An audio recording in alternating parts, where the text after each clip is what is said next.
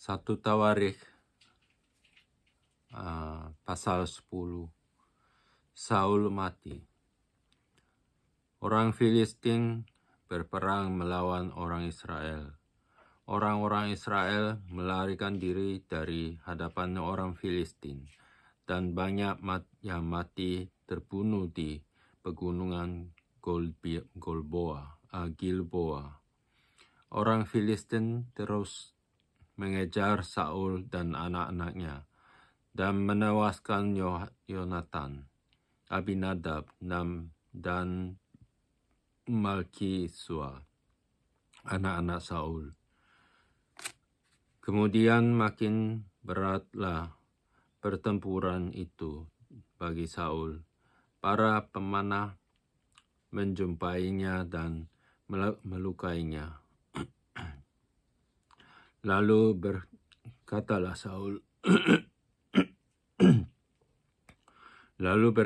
Saul kepada pembawa senjatanya, "Hunuslah pedangmu dan tikamlah aku, supaya jangan datang orang-orang yang tidak bersunat ini memperlakukan aku sebagai permainan." Tetapi pembawa senjatanya tidak mau, karena ia sangat segan. Kemudian Saul mengambil pedang itu dan menjatuhkan dirinya ke atasnya. Ketika pembawa senjatanya melihat bahwa Saul telah mati, ia pun menjatuhkan dirinya ke atas pedangnya, lalu mati. Jadi Saul, ketiga anaknya, dan segenap keluarganya sama-sama mati. Ketika melihat seluruh orang Israel yang di lembah bawah bahwa tentara telah melarikan diri, dan bahwa Saul serta anak-anaknya sudah mati, maka mereka meninggalkan kota-kota mereka, lalu melarikan diri juga. Kemudian datanglah orang Filistin dan menetap di sana. Ketika keesokan harinya, orang Filistin datang merampasi orang-orang yang mati terbunuh itu. Didapati mereka Saul dan anak-anaknya tergelimpang di pegunungan Gilboa.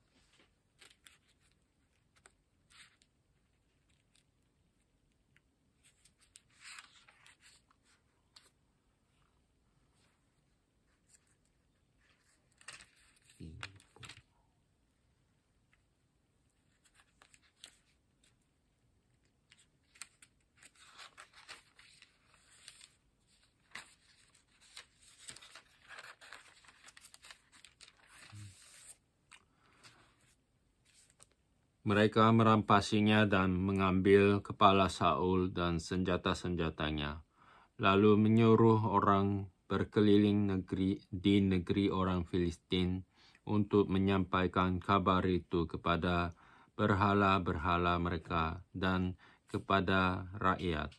Kemudian mereka menaruh senjata-senjata Saul di kuil Allah mereka, tetapi batu kepalanya dipakukan mereka di rumah Dagong. Ketika seluruh Yabes Gilead mendengar tentang segala yang telah dilakukan oleh orang Filistin terhadap Saul, maka bersiaplah segenap orang gagah perkasa, lalu pergi mengambil mayat Saul dan mayat anak-anaknya. Mereka membawanya ke Yabes dan menguburkan tulang-tulang mereka di bawah pohon besar di Yabes. Sesudah itu berpuasalah mereka 7 hari lamanya. Demikianlah Saul mati karena perbuatannya yang tidak setia terhadap Tuhan, oleh karena ia tidak berpegang pada firman Tuhan, dan juga karena ia telah meminta petunjuk dari arwah dan tidak meminta petunjuk Tuhan. Sebab itu Tuhan membunuh dia dan menyerahkan jabatan raja itu kepada Daud bin Isai. Daud menjadi raja, pasal 11. Daud menjadi raja atas Israel. Lalu berkumpullah seluruh Israel kepada Daud di Hebron dan berkata, "Ketahuilah, kami ini darah dagingmu. Telah lama ketika Saul memerintah engkaulah yang memimpin segala gerakan orang Israel. Dan Tuhan Allahmu telah berfirman kepadamu, engkaulah yang harus menggembalakan umatku Israel, dan engkaulah yang menjadi raja atas umatku Israel." Maka datanglah semua tua-tua Israel menghadap raja di Hebron. Lalu Daud mengadakan perjanjian dengan mereka di Hebron di hadapan Tuhan. Kemudian mereka mengurapi Daud menjadi raja atas Israel, seperti yang difirmankan Tuhan dengan perantaraan Samuel. Daud merebut Yerusalem dan menetap di sana. Lalu Daud dengan seluruh orang Israel pergi ke Yerusalem. Itulah Yebus, dan di sana orang Yebus adalah penduduk negeri itu. Penduduk Yebus berkata kepada Daud, "Engkau tidak sanggup masuk kemari." Tetapi Daud merebut kubu pertahanan Sion, yaitu kota Daud. Daud telah berkata, "Siapa lebih dahulu memukul kalah orang Yebus, ia akan menjadi kepala dan pemimpin." Lalu Yoab, anak Zeruya, yang menyerang lebih dahulu, maka ia menjadi kepala. Lalu Daud menetap di kubu pertahanan itu. Sebab itu orang menamainya Kota Daud. Ia memperkuat kota itu sekelilingnya, mulai dari Milo, bahkan sekelilingnya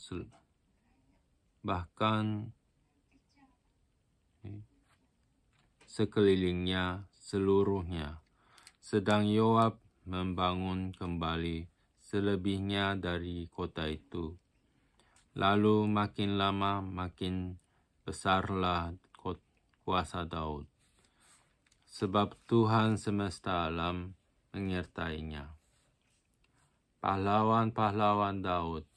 Inilah kepala-kepala para pahlawan yang mengiringi Daud, yang telah memberi dukungan yang kuat kepadanya, bersama-sama seluruh Israel, dalam mencapai kedudukan raja dan yang mengangkat dia sebagai raja, seperti yang difirmankan Tuhan.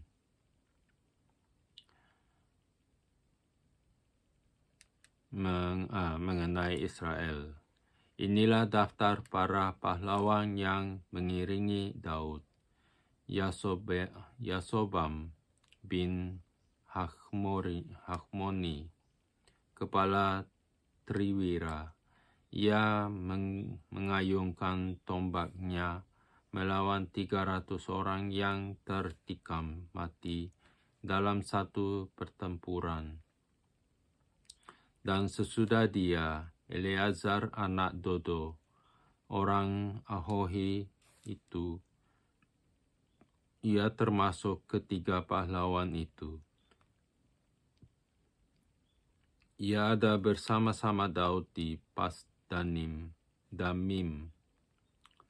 Ketika orang Filistin berkumpul di sana untuk berperang, ada sebidang tanah ladang penuh jelai di sana. Ketika tentara melarikan diri dari hadapan orang Filistin, maka berdirilah mereka di tengah-tengah ladang itu. Mereka dapat mempertahankannya dan memukul kalah orang Filistin. Demikianlah diberikan Tuhan kemenangan yang besar. Sekali datanglah 3 orang dari ke-30 kepala di Gunung Batu mendapatkan Daud dekat gua Adulam, sedang tentara orang Filistin berkemah di lembah Refaim. Pada waktu itu, Daud ada di dalam kubu gunung, dan pasukan pendudukan orang Filistin pada waktu itu ada di Bethlehem. Lalu timbullah keinginan pada Daud, dan ia berkata, "Sekiranya ada orang yang memberi aku minum air dari perigi Bethlehem yang ada dekat pintu gerbang." Lalu ketiga orang itu menerobos perkemahan orang Filistin. Mereka menimba air dari perigi Bethlehem yang ada dekat pintu gerbang, mengangkatnya dan membawanya kepada Daud.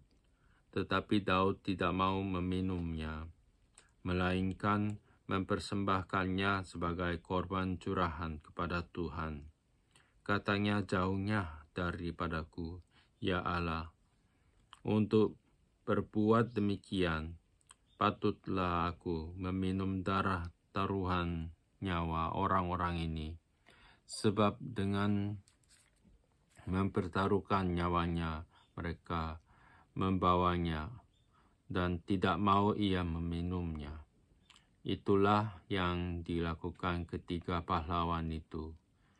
Abisai, adik Yoab, dialah kepala ke-30 orang itu, dan dialah yang mengayunkan tombaknya melawan 300 orang yang mati ditikamnya. Ia mendapat nama di antara 30 orang itu. Di antara ke-30 orang itu yang paling dihormati.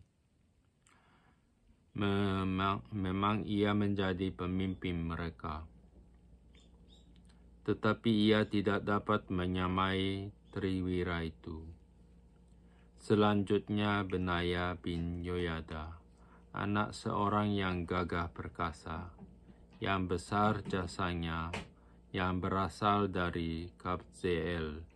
Ia menewaskan kedua pahlawan besar dari Moab. Juga pernah ia turun ke dalam lubang dan membunuh seekor singa pada suatu hari bersalju. Pula ia membunuh seorang Mesir, seorang yang tinggi perawakannya 5 hasta tingginya.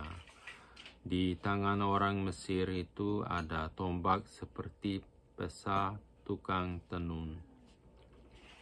Tetapi ia mendatangilah dengan tongkat, merampas tombak itu dari tangan orang Mesir itu, lalu membunuh orang itu dengan tombaknya sendiri. Itulah yang diperbuat Benaya bin Yoyada. Ia mendapat nama di antara ke-30 pahlawan itu. Sesungguhnya di antara ke-30 orang itu, ia paling dihormati. Tetapi ia tidak dapat menyamai triwira. Dan Daud mengangkat dia mengepalai pengawalnya. Pahlawan-pahlawan yang gagah perkasa ialah juga Asael, saudara Yoab. Selanjutnya Elhanan bin Dodo dari Bethlehem, Samot orang Hadod, Heles orang Peloni,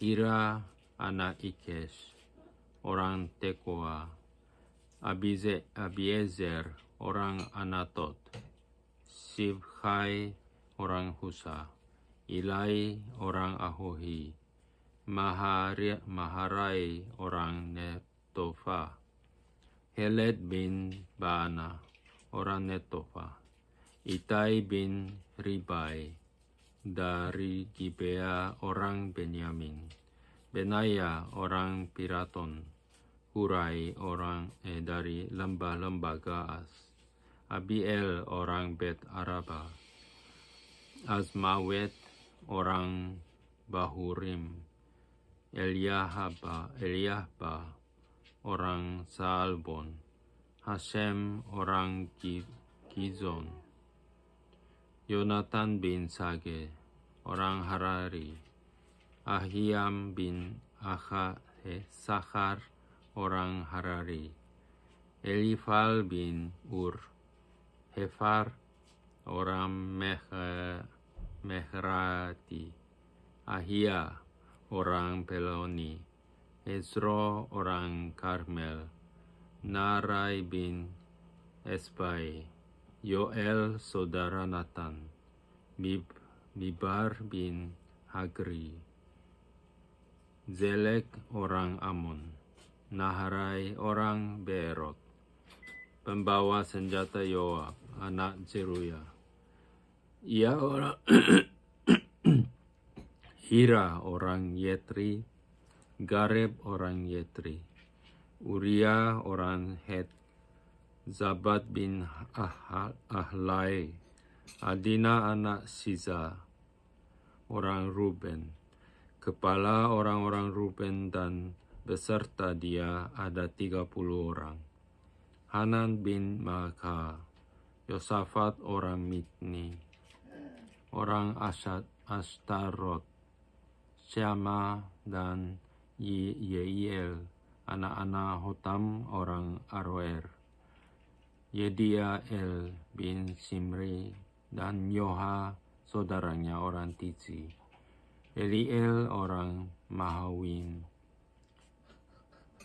Yeribai yang Yosavia, anak-anak El-Naam, Yitma orang Moab, Eliel, Obed dan Yasiel orang Mezobaya.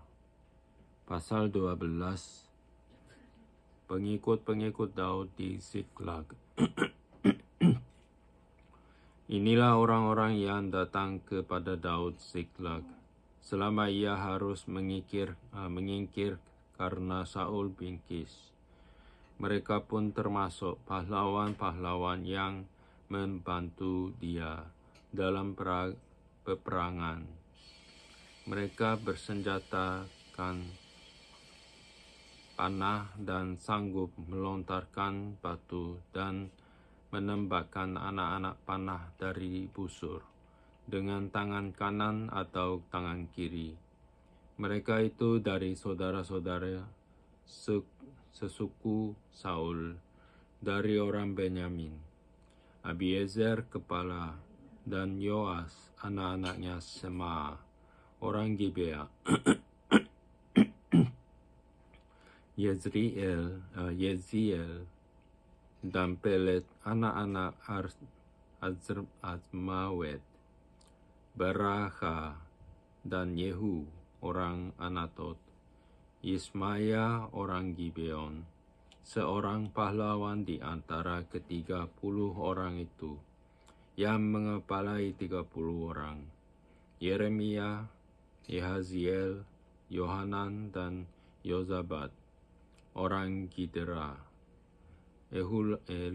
Eluzai, Yerimot, Bealia, Semaria, dan Sefakca, orang Harufi, Elkana, Isia, Azareel, Yoezer, dan Yasobam, orang-orang Korah, Yoela, Zebaja, anak-anak Yeroham dari Gedor. Juga dari orang Gad ada yang memisahkan diri dan pergi kepada Daud ke kubu di padang gurun, yakni pahlawan-pahlawan yang gagah perkasa, orang-orang yang sanggup berperang, yang pandai menggunakan perisai dan tombak, dan rupa mereka seperti singa dan cepatnya seperti kijang di atas pegunungan. Ezer kepala Obaja, orang kedua Eliab, orang ketiga Mismana, orang keempat Yeremia, orang kelima Atai, orang keenam Eliel, orang ketujuh Yohanan, orang kedelapan Elzabad, orang kesembilan Yeremia, orang kesepuluh Mahbanai, orang ke-11. Mereka itulah dari Bani Gad, kepala-kepala pasukan. Satu orang yang paling kecil sanggup melawan 100 orang. Yang paling besar sanggup melawan 1000 orang. Mereka itulah yang menyeberangi sungai Yordan di bulan pertama.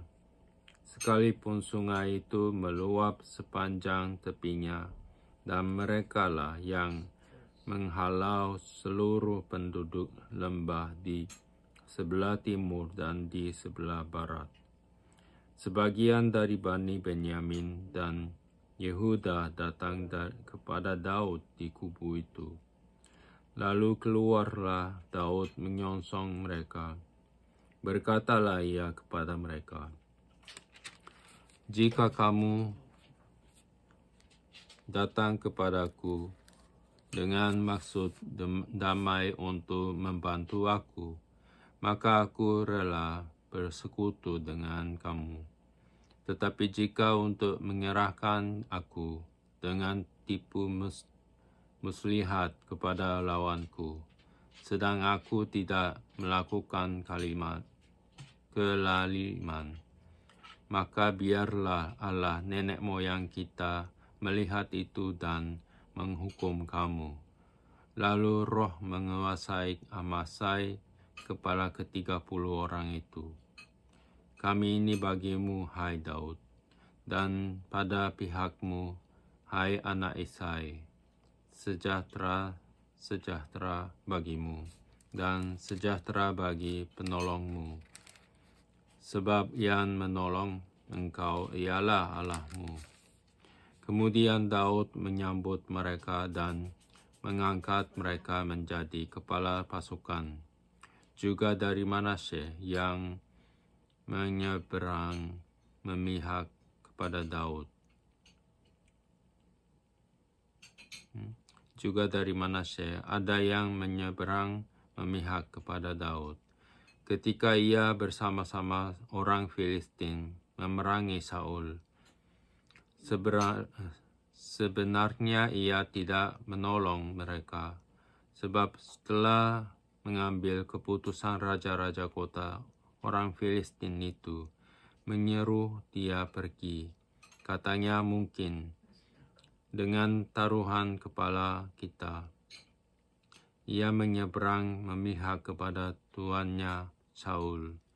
Pada perjalanannya ke Ziklag, sebagian dari suku Manasye, Adna, Yozabad, Yediael, Mikhael, Yozabad, Elihu, dan Ziletai, kepala-kepala pasukan 1000 suku Manasye, menyeberang memihak kepadanya. Mereka ini membantu Daud melawan gerombolan, sebab mereka semua adalah pahlawan-pahlawan yang gagah perkasa dan kepala dalam tentara. Dari hari ke hari, orang datang kepada Daud untuk membantu dia sehingga mereka menjadi tentara yang besar, seperti bala tentara Allah. Tentara Daud di Hebron. Inilah jumlah pasukan bersenjata untuk berperang yang datang kepada Daud di Hebron untuk menyerahkan jabatan raja daripada Saul kepada Daud. Sesuai dengan titah Tuhan, Bani Yehuda yang mengangkat perisai dan tombak ada 6.800 orang yang siap untuk berperang. Dari Bani Simeon, pahlawan-pahlawan yang gagah perkasa. Untuk berperang ada 7.100 orang. Dari Bani Lewi ada 4.600 orang. Ditambah dengan Yoyada, pemimpin kaum Harun, dan bersama-sama dia ada 3.700 orang. Selanjutnya Zadok, seorang pahlawan muda yang gagah perkasa dengan 22 orang pemimpin dari puaknya. Dari Bani Benyamin, saudara-saudara sekutu Saul, ada 3.000 orang. Sampai pada waktu itu,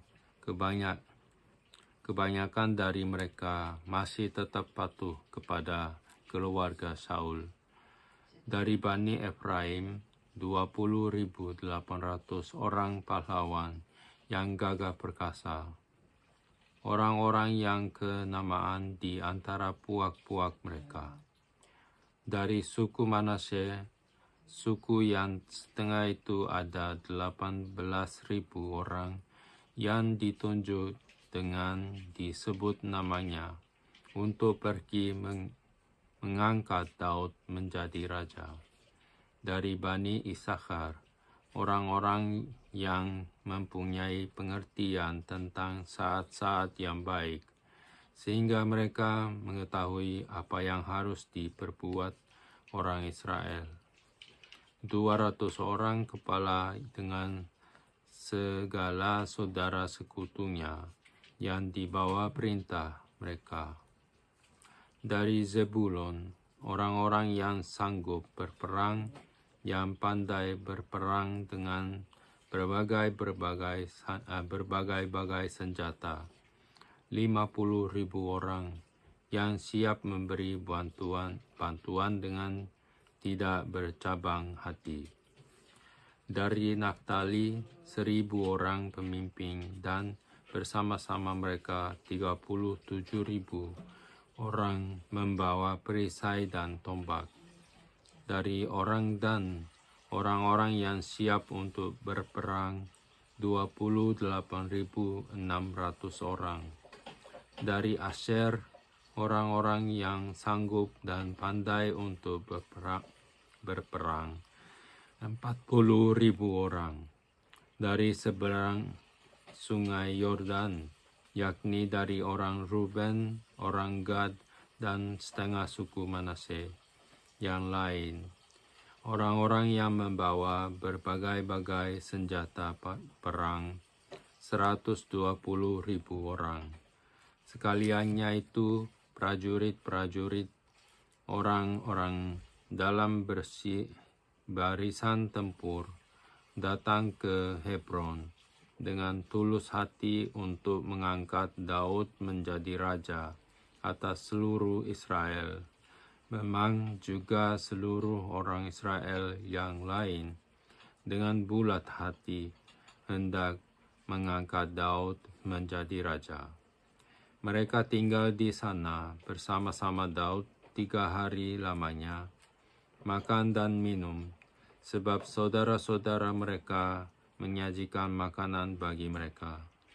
Juga orang-orang yang tinggal dekat mereka, bahkan dari Isakhar, Zebulon, dan Naftali, membawa makanan dengan memakai keledai, unta, bagal, dan lembu, yakni bahan makanan, tepung, kue ara, dan kue kismis, anggur dan minyak, lembu sapi dan kambing domba, dalam jumlah besar, sebab ada sukacita di Israel.